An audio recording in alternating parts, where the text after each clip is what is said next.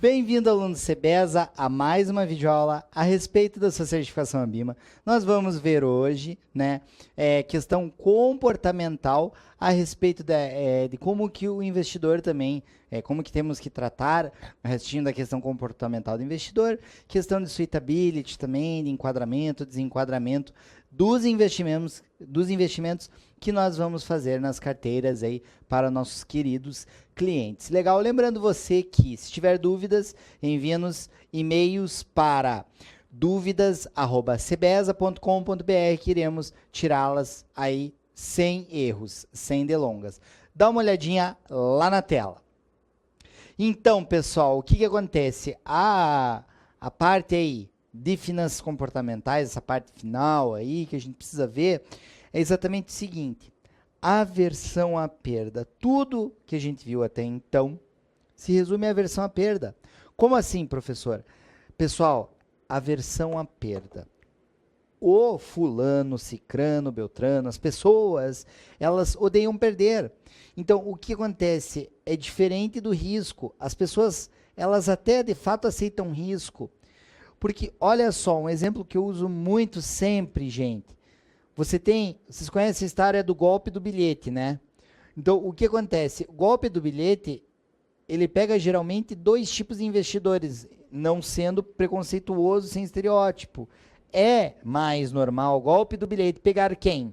O conservador e também o agressivo. Por que ele pega as pontas? Porque exatamente o golpe do bilhete, qual que é a história?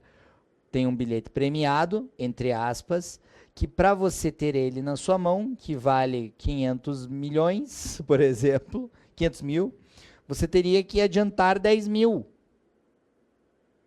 A pessoa está com pressa, que não quer pegar os 500 mil, não quer. Então, gente, o que acontece? A questão da ganância.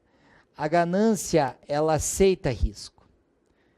E a gente pode ter isso aqui, ambição é diferente de ganância, hein, gente? A ganância, ela aceita risco. Ou seja, nessa hipótese, quando entra a ganância, significa que, em certos casos, o conservador pode também aceitar risco.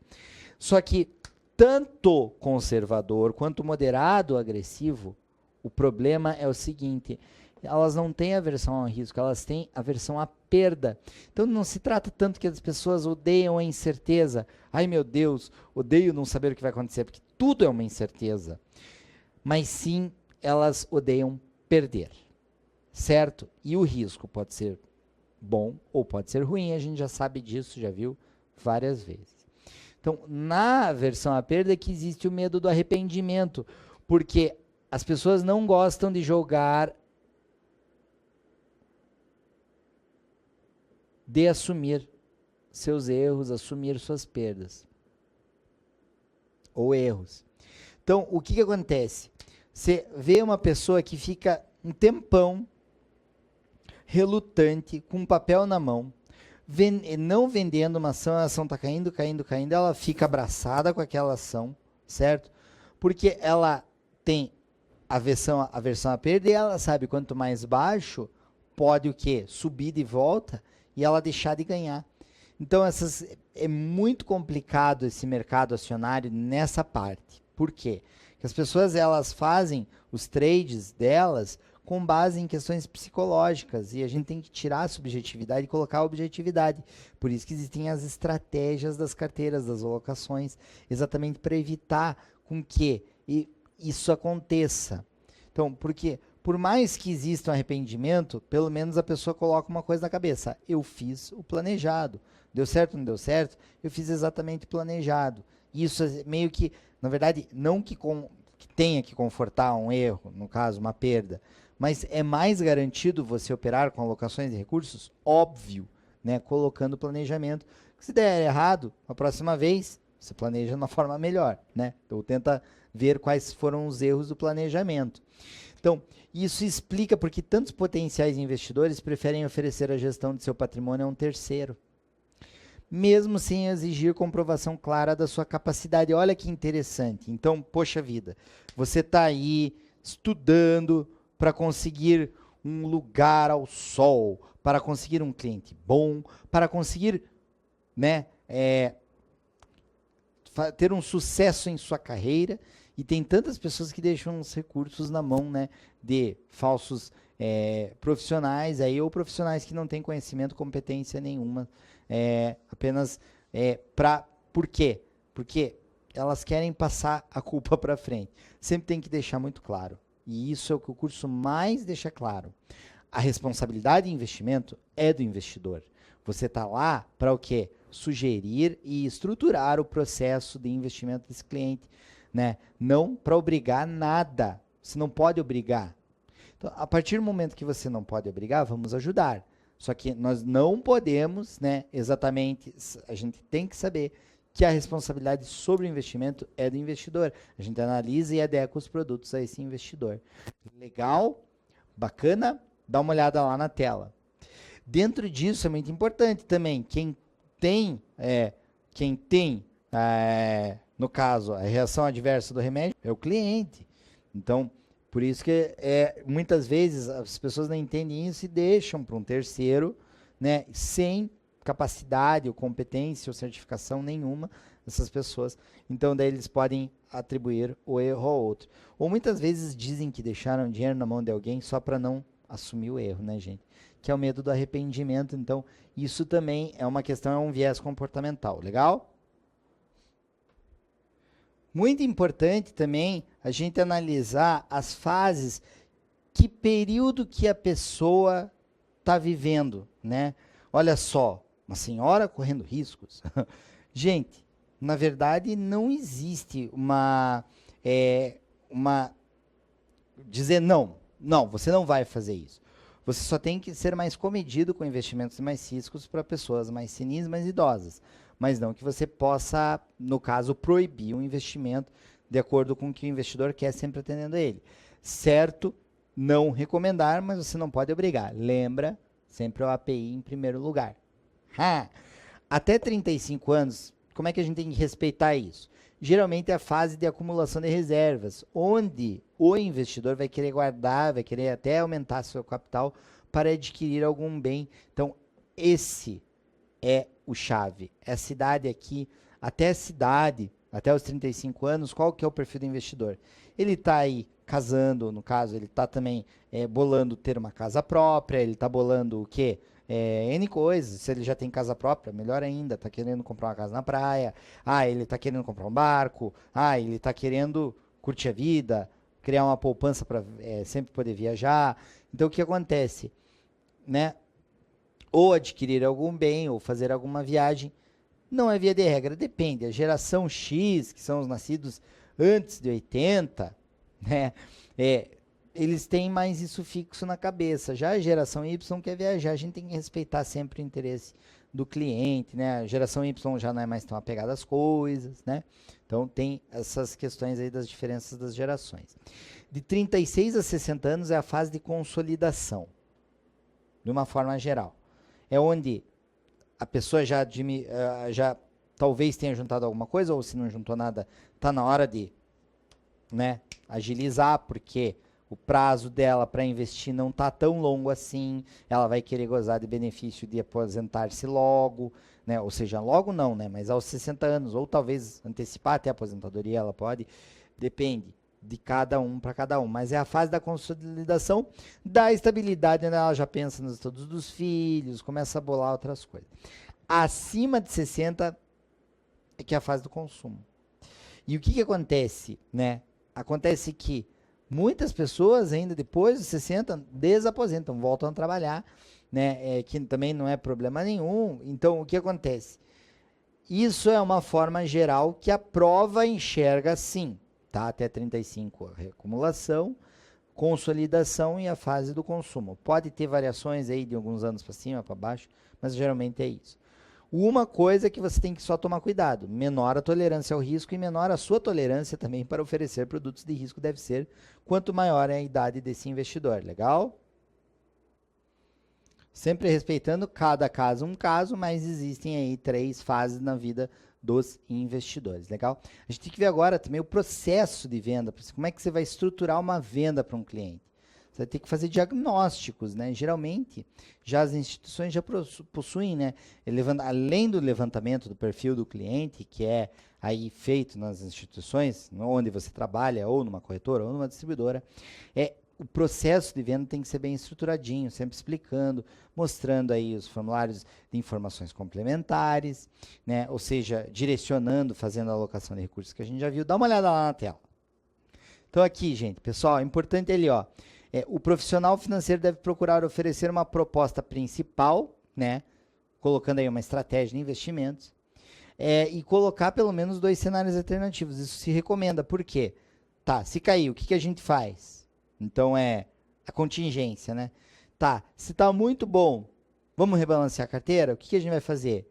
Porque vocês sabem, as coisas são cíclicas. Umas horas as taxas de juros estão subindo, outras horas as taxas de juros estão caindo. Se a gente for analisar renda fixa e renda variável, são afetadas por todos, né? Isso que é o risco de mercado. Então, para poder verificar em 2 cenários alternativos esses riscos de mercado para cada, né? Para a gente projetar aí para o cliente. É necessário que se deixe mais claro e documentado possível a carteira que está sendo montada, detalhando, ou seja, esse processo é exatamente, no caso, muito importante no processo de uma carteira administrada, gente. Porque é como se fosse um fundo para o cliente só, mas ele não tem CNPJ, a gente já viu lá, né? Você volta lá na aula da carteira administrada. Então sempre deixa bem documentado como é que vai ser, faz um contrato certinho de prestação de serviços, né? Bom, a segregação entre recursos de curto e longo prazo. Isso é muito importante. Nós temos que pensar assim, muito, tanto que um dos aspectos é a liquidez, né? A gente tem rentabilidade, risco e liquidez. A gente tem que pegar e alguns recursos, a gente não pode deixar tudo para o longo prazo dos livros, vai deixar o cara sem dinheiro. Então aqui, para que é essa segregação? Para reduzir o risco de liquidez. Para isso que serve essa segregação, se fosse fazer uma pergunta em prova, por exemplo, né? Objetivos estabelecidos para os recursos de longo prazo, isso é muito bom, né? As alocações corretinhas. O horizonte de tempo necessário para a carteira, você nunca diz que você não consegue, né? Então, isso é clássico de prova. Fulano é conservador, fulano quer juntar 1 milhão em um ano, e você recomenda o quê? Jogar na bolsa? Não dá. Jogar todo o dinheiro em bolsa. Letra A. Letra B, manter o objetivo e o prazo de investimento. Não tem como. Financeiramente, você vai calcular. Se a taxa está 1%, o cara vai colocar R$1.000 por mês, vai conseguir 1 milhão em um ano. Então, o que é? Ou reduzir o objetivo do investimento ou aumentar o prazo. Isso aí tudo a gente tem que sempre deixar claro nesse horizonte de tempo necessário para a carteira atingir o objetivo. E quais os níveis de risco que vai trabalhar. Opa! Então, a gente vai comprar títulos, legal. Títulos de quais tipos, né? Tipos de quais investidores? Que tipo de título? Desculpe, emissores, né? Então, qual nível que você aceita? Você aceita um emissor que seja mais especulativo? Você aceita um emissor que seja, né, menos especulativo, um rating maior? O que você quer? E o nível também da volatilidade dessa carteira. Quem faz escolhas é o investidor, o consultor apenas orientar. Processo de oferta ao cliente. Bom, dentro aí é possível diminuir o risco total dos investimentos do cliente? Nós sabemos que sim. Nós temos a carteira de Markowitz, nós temos como calcular a diversificação para as carteiras que vamos montar para os clientes? Sim. Lembrar de o quê? Colocar ativos com correlação reduzida para reduzir, né, o risco total, ou nula ou zerada, ou zerada, nula ou negativa para reduzir esse risco total. Lembra das alocações estratégica, dinâmica, tática, certo? Por pesos. Exatamente, a gente tem que saber como alocar nessa parte do longo prazo. A gente evita para carteiras de curto prazo ativos com maior volatilidade. Tem que dividir ativos de curto e longo prazo, de longo prazo os objetivos de cada um deles, né? Quais são aí, no caso, o que a gente pode, né? Quais outras restrições dos clientes? Por exemplo, o que é importante para o cliente? Manter poder de compra, uma taxa real. cliente que não quer pagar tributos, vai ter os produtos isentos, sim. Então, a necessidade de indexação é muito interessante para o quê? Todo investimento necessita uma coisa que se chama o quê? Benchmark, lembrando lá, coisa básica, né? Desde o começo, a gente sabe, todo e qualquer investimento vai precisar de um benchmark? Sim, professor. Vínculo de risco de crédito, apenas títulos do governo? Tá, só quero o título do governo. Então, compra só título do governo. Aí vai lá o governo, declara moratória. Deus o livre, né? Meu Deus. Dá um caos no mercado. Pode acontecer. Não existe ativo livre de risco. O ideal é trabalhar com o quê? Com diversificação também dos emissores. Embora a CVM, para um fundo de investimento, ela diga, o único emissor que pode receber 100% do dinheiro de um fundo são os títulos públicos federais. Beleza. É legal diversificar para o cliente? Sim. Mesmo nesse caso. Mantém o rate. Tem muitos emissores com rates excelentes aí, tão bons ou quase iguais aos do governo, né? Alguns bancos possuem umas notas de crédito boas. Legal, então diversificar também não só no nível do risco, mas dentro do nível de risco, diversificar quais emissores têm aquele nível de risco, ou seja, estabelecer aí parâmetros mínimos aí para, no caso do risco de crédito. Isso é tranquilo, isso é bem comum, no caso, em qualquer fundo de investimento tem isso, numa carteira administrada que você vai poder gerir, né? Vai ter isso também. Dá uma olhada lá. Metas financeiras estabelecidas, ter atingido um patrimônio de um determinado montante ou pagar uma dívida específica. Isso é interessante também. Muitas vezes o cliente tem uma dívida aí, no caso, ele pode fazer o seguinte, ele pode sem problema nenhum fazer o quê? Juntar um dinheiro para pagar uma determinada dívida que ele tenha, né? Uma dívida informal, por exemplo, com os pais, com algum parente, comprou uma casa, está utilizando, com bem usufruto quer pagar. Interessante também, tá? O suitability, lembrando sempre que isso é adequação de carteira, depende do API, né? Depende basicamente do nível de risco que o investidor aceita tomar nas suas aplicações. Primeira parte mesmo é a questão do risco.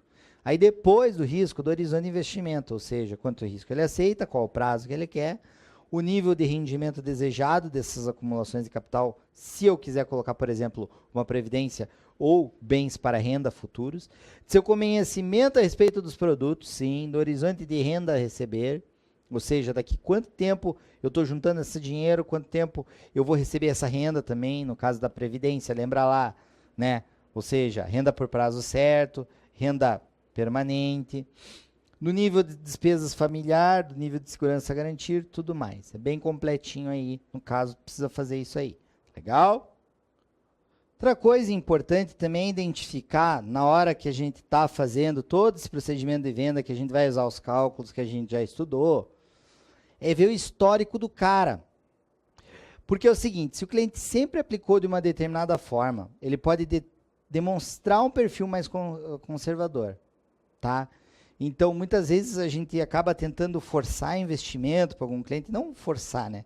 Mas você verificou lá, putz, tem um troço que dá grana aqui, o investidor ia gostar.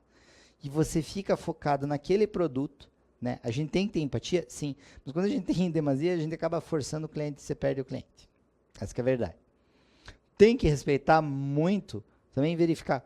Oh, senhor ou a senhora, o senhor ou a senhora, sempre aplicou em poupança. Nós temos, né, rendimentos bons e muito similares, ou até melhores que poupança. Você não gosta de, no caso, pagar imposto. Nós temos investimentos que são isentos de imposto para a pessoa física. Então, o que acontece? Ver o histórico do cliente para conseguir também atender ele. Exatamente. Não que você, através do histórico, o cara nunca aplicou, deu lá na API que o cara é moderado, nunca aplicou numa bolsa, mas deu na API que o cara é moderado e ele conhece um pouquinho de produto, dá para oferecer. Se o cara falar assim, não, tá fora tá fora do meu perfil, então deixa. Não adianta tentar convencer conservador, mais ou menos isso é meio básico. Dá uma olhada lá. Conservador é complicado, moderado é mais complicado ainda, porque moderado quer o retorno sobre o risco que ele vai correr, certo? Conhecimento de mercado. Nesse caso, se compreende melhor as sugestões tecnicamente corretas. Opa! Por isso que é legal você fazer conta na frente do cliente, usar a calculadorazinha, que é tão importante, que as aulas aí vocês já viram, né? A troca de informações mais técnicas ajuda a identificar o nível de conhecimento que o investidor possui. Sim, porque quando você chega e fala, o fundo tem uma taxa de administração de X, o outro eu pagava tanto, esse é melhor. Então ele já sabe o que é uma taxa de administração. Então é muito bom quando o cliente também tem um determinado conhecimento de mercado, porque você está lá também para educar. Você tem essa função de educar financeiramente seu cliente, gente. Né? Sempre com muita transparência, certo? Restrições momentâneas. Algumas horas o cliente não pode, no caso, vai ter uns períodos, tem muitas vezes que você quer programar algumas aplicações, mas o fluxo de caixa do cliente não dá, o momento de vida dele não dá, o API é feito a cada 2 anos, você está cuidando da carteira do cara há 4 anos, ele mudou o perfil, né? Ou seja, até o reenquadramento aí, quando você tiver que fazer, você vai ter que tomar cuidado. Por mais que ele tenha mudado de perfil, você não pode abruptamente mudar tudo, porque vai gerar custos para o cliente.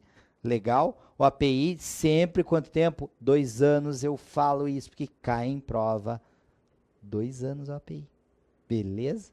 É a validade. Né? Então, vocês estão vendo, são vários processos. Começa com a API, aí verifica o nível do conhecimento dos produtos, API para ver o risco, o nível de risco que ele aceita, nível de conhecimento dos produtos, horizonte de investimento, verifica o histórico, tenta enquadrar sempre. Muitas vezes já vem pronto. Você fez o API, a instituição dá, tem que fazer isso. Você pode alterar dentro do sugerido, você pode alterar os produtos dentro dos percentuais de renda fixa e variável. Você pode o quê? Alocar parte dos recursos de longo prazo mais nas carteiras, ou seja, mais voláteis, os curto prazo nas carteiras menos voláteis, porque se é recurso de curto prazo, liquidez pondera, ou seja, ela pesa mais sobre a questão da rentabilidade. Legal? Bom, tá, chegou, você fez tudo, fez a alocação estratégica de recursos, vai ter que enquadrar algumas vezes, vai rolar desenquadramentos nas aplicações. É aí que você vai ter que rebalanceamento das carteiras. Rebalanceamento das carteiras é uma coisa que tem que fazer com muita parcimônia e sem pressa, sem desespero, porque esses desesperos, ou seja, geram esses vieses comportamentais todos que a gente viu nas outras aulas. Dá uma olhada na tela.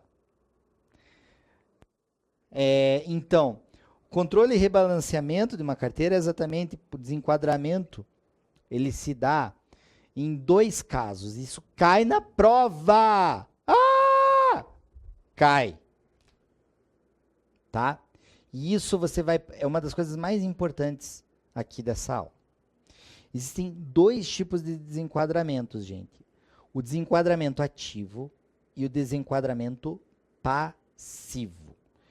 Bom, o que é desenquadramento? É quando a carteira, ou seja, a carteira de investimento, ela não está enquadrada de acordo, né? Ou seja, desenquadramento é quando ela está fora, ou seja, o que aconteceu? Ela está fora do que o cliente quer, porque o gestor realizou operações que desenquadraram a carteira. Ele não estava autorizado? Sim, ele estava autorizado, mas certas operações que ele fez acabaram desenquadrando a carteira. Então, ativo é porque o gestor desenquadrou.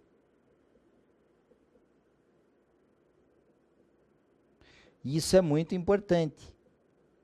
Então, foi o quê? Na questão da aplicação ou dos resgates que ele fez. Por exemplo, comprando títulos pré-fixados mais longos permitidos que a política, pode ser. Ou seja, por isso que o gestor tem que cuidar muito, porque desenquadramento ativo pode ser um erro do gestor? Sim. Tem que definir o prazo dos títulos, ou seja, o prazo da carteira. Por quê? Porque a gente já viu uma coisinha que se chama o quê? Duration. E o duration na carteira Pode ser calculada? Sim. Pode ser calculada? Sim, nós calculamos, nós ponderamos as entradas, as saídas, e nós verificamos o quê? A duração de Macaulay, ou seja, quantos anos tem essa carteira em prazo médio, né? Ou seja, a gente quando maior a duration for, mais risco na renda fixa a gente vai ter. Cuidado. Então, tem que, né, tomar muito cuidado. Quando a questão do desenquadramento passivo foi uma coisa que surgiu naturalmente, de acordo com o que não foi a ação do gestor. Passivo foi uma coisa que aconteceu lá na carteira, que não foi de operações. Valorização dos ativos, desvalorização dos ativos, né? Isso, um exemplo muito simples, na alocação por pesos, o que acontece? Se foi definido que era 30 para renda variável e 70 para renda fixa, numa carteira de longo prazo, lembrando, né? O que acontece? Na renda fixa, eu tenho que ver a duração dessa carteira. Porque o que acontece? Dependendo da duração da carteira, ela pode ter até mais volatilidade que a renda variável, se ela for uma carteira de longo prazo, muito longo. Por exemplo, durações de anos, né? Um título público que vai vencer daqui 30 anos. Então, isso aí a gente tem que analisar. Por exemplo, se valorizou aqui, daí de repente a gente não chegou a desvalorizar as ações estão indo bem, só que valorizou mais a renda fixa que as ações e ficou 28 para renda variável e 72 para renda fixa. O que aconteceu? Isso aqui, se o gestor não fez nenhuma aplicação em uma retirada, foi um desenquadramento ativo? Não. Então, porque essas operações o gestor pode desenquadrar, aqui eu tenho que completar. Pode ser em aplicações, sim, mas como pode ser também em resgates. Então, aplicações e resgates, quando tiver essa palavra, aplicação e resgate, são operações? Sim. É desenquadramento ativo, cuidado. Então, não posso dizer, ativo é aplicação e passivo é resgate, é errado. Então, o que acontece? Se tiver que pagar mais imposto também, não foi na questão da aplicação do resgate, foi na questão do percentual de imposto a pagar. Normas legais ou valorização e desvalorização dos ativos, o que? Se é alocação por pesos, o que é recomendado? Vai reenquadrar a carteira, rebalancear, jogando os 2% da renda fixa para lá. A gente já deu uma olhadinha nisso, né? Isso é um exemplo que eu gosto de usar. Esses controles podem ser de várias naturezas. Bom, você pode usar um sistema de planilhas para o cliente, existem sistemas mais avançados ainda de gestão de carteira, de recursos, né? Então, existem os robôs também, robôs de investimento, mas, né? O que acontece? De qualquer forma, a tua figura de consultor de investimento não vai sumir, né? Não vai sumir, não se preocupe, porque isso é planejamento e o ser humano vive de planejamento, certo? Então, de que forma que você controla esses desenquadramentos ativo e passivo? Limites por aplicação, por exemplo, colocar esses pesos, máximo e mínimo, né? Mínimo e máximo. Outro, controle de limite de crédito, por exemplo, não são permitidos com rating abaixo do BBB. Se for definido isso, tem que reenquadrar.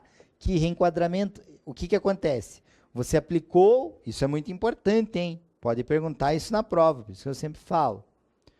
Você fez uma aplicação quando o emissor, para um determinado cliente, uma aplicação de um título de renda fixa, quando o emissor era a top rating de crédito. Ele teve o quê? Um downgrade de rating, caindo de A para CCC.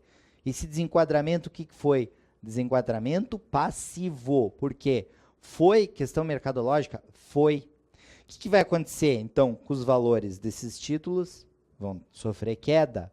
Então, o que a carteira vai ter que fazer? Vai ter que se livrar desses papéis, porque, de acordo com a política da carteira, não são aceitos esses papéis. E vão ter que ser adquiridos outros papéis de emissores daquela qualidade anterior a A.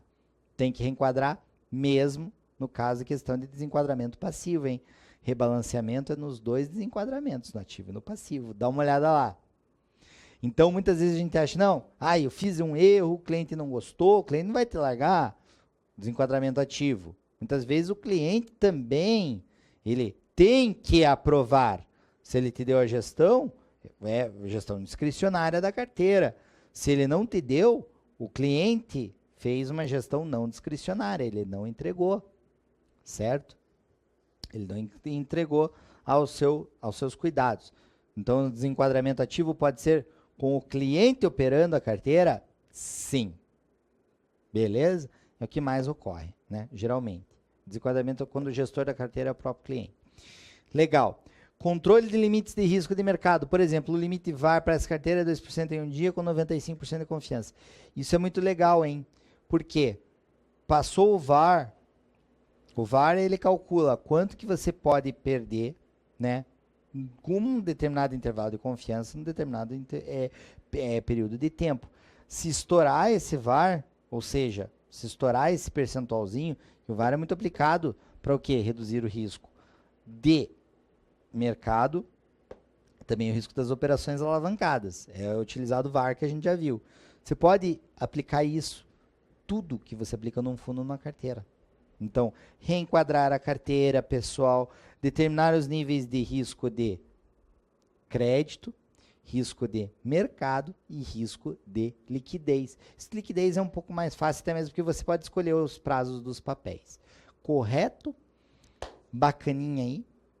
Então, é bem simples. Revendo essa aula só, desiste essa questão da aversão à perda, você vai ter que trabalhar isso com o cliente. Vai explicar sempre, não existe aplicação sem risco. Isso vocês já sabem. E vai ter que colocar esses controles aí, as questões limites da carteira, depois de todo esse processo de venda, ainda precisa colocar os limites aí. Para poder proteger, né, gente? Para poder o quê? Fazer uma contingência legal. Bacana? Espero que tenham gostado dessa aula. Lembrando sempre, pintou dúvida, envie e-mail para duvidas@cebesa.com.br. Iremos atender a nossa demanda. Legal? Um abraço, até a próxima. Tchau!